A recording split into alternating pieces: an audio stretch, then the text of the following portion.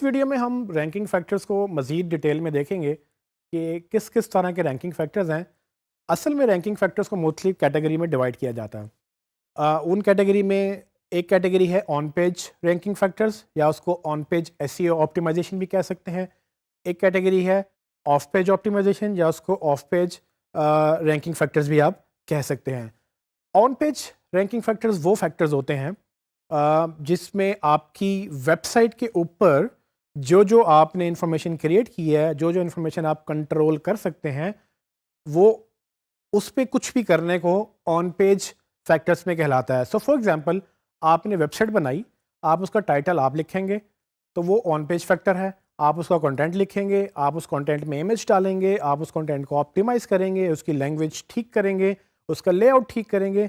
ये सारे के सारे फैक्टर्स जो हैं ये ऑन पेज फैक्टर्स कहलाते हैं, क्योंकि ये आप अपनी वेबसाइट के ऊपर करते हैं। सो गूगल ऑन पेज फैक्टर्स को देखता है, लेकिन गूगल फिर ऑफ पेज फैक्टर्स को देखता है। ऑफ पेज का मतलब ये है कि वो फैक्टर्स जो ऑफ द पेज हैं। ऑफ द पेज मतलब जो आपके पेज पर नहीं है। अगर वो आपके पेज पर नहीं है तो इसका मतलब कि वो किसी और के पेज पर है।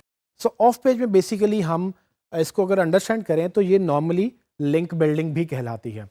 सो गूगल में एसईओ करने के लिए दो इंपॉर्टेंट जो पहलू हैं, वो एक तो ऑन पेज है कि ऑन पेज मतलब आप अपनी वेबसाइट में जो जो करते हैं वो आप कर सकते हैं, लेकिन साथ फिर आप ऑफ पेज भी करते हैं। वो पहलू जो आप अपनी वेबसाइट पे नहीं करते बल्कि वो किसी की वेबसाइट में करते हैं, और किसी की वेबसाइट में करने से मुराद यही है कि वो आप वहाँ से लिंक्स लेते हैं। और इस लिंक्स लेने को लिंक बिल्डिंग भी कहा जाता है, और आम तौर पर ये समझा जाता है, इसकी कोई रेफरेंस ख़ास नहीं है, लेकिन नॉर्मली ये माना जाता है कि ऑन पेज ऑप्टिमाइजेशन का तकरीबन एसईओ के अंदर 30% रोल है, जबकि ऑफ पेज ऑप्टिमाइजेशन का इसमें 70% रोल है। इसकी कोई गारंटी नहीं है, लेकिन अगर इम्पोर्टेंस वाइज देखा जाए तो ऑन पेज ऑप्टिमाइजेशन जो है वो एक दफ़ा हो जाती है। फॉर एग्जांपल, आपने एक दफ़ा पेज बनाया, उस पेज को आपने टाइटल भी लिख लिया, उसके ऊपर हेडिंग्स भी दे दी, उसका कंटेंट भी लिख लिया। जब सब कुछ कर लिया, वो एक दफ़ा लिखा गया, उसके बाद आप उसको छोड़ देते हैं। लेकिन अब आपने इसको प्रमोट करना है, तो आप क्या करेंगे? आप हर रोज़, हर महीने, हर हफ्ते आप इसको दूसरी वेबसाइट्स पे जाकर, जहाँ पर लोग बात कर रहे हैं कि भाई हमें ये इन्फॉर्मेशन चाहिए, आप वहाँ पर अपना लिंक देते हैं कि भाई ये आपको इन्फॉर्मेशन चाहिए, ये मैंने इन्फॉर्मेशन लिखी हुई है, आप यहाँ से कनेक्ट कर सकते हैं।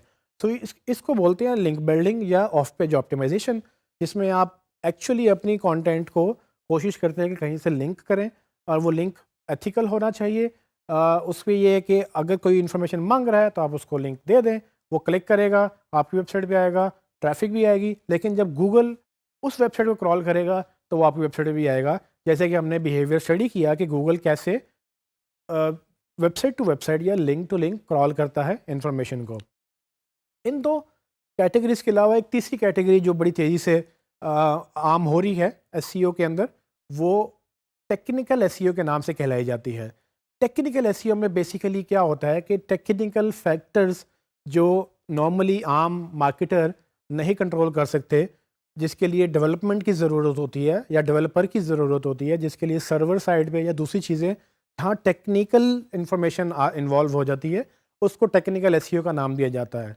उसमें कुछ पहलू हैं, फॉर एग्जांपल कि आपको वेबसाइट की स्पीड बेहतर करनी है, तो ये टेक्निकल मैटर है। आप जितना मर्जी अच्छा कंटेंट लिख लें, अगर आपकी वेबसाइट लोड ही नहीं हो रही, अगर उसका सर्वर किसी दूसरे मुल्क में है, अगर उसकी आईपी किसी दूसरे मुल्क में है, अगर उसके ऊपर एसएसएल सर्टिफिकेट नहीं लगा हुआ, ये सारी चीज़ें टेक्निकल बुनियादों पे हैंडल की जाती हैं। और नॉर्मली एसईओ में बहुत सारी चीज़ें डेवलपर के ऊपर भी डिपेंड कर रही होती हैं।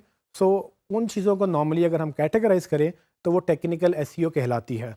सो technical SEO plus on page optimization plus off page optimization, ये तीनों का मजमुआ मिलाकर बेसिकली एक अच्छी एसईओ स्ट्रैटेजी बनती है, जिसके तहत आप अपनी वेबसाइट को ऑप्टिमाइज़ करते हैं और उसको कोशिश करते हैं कि वो रैंक करे।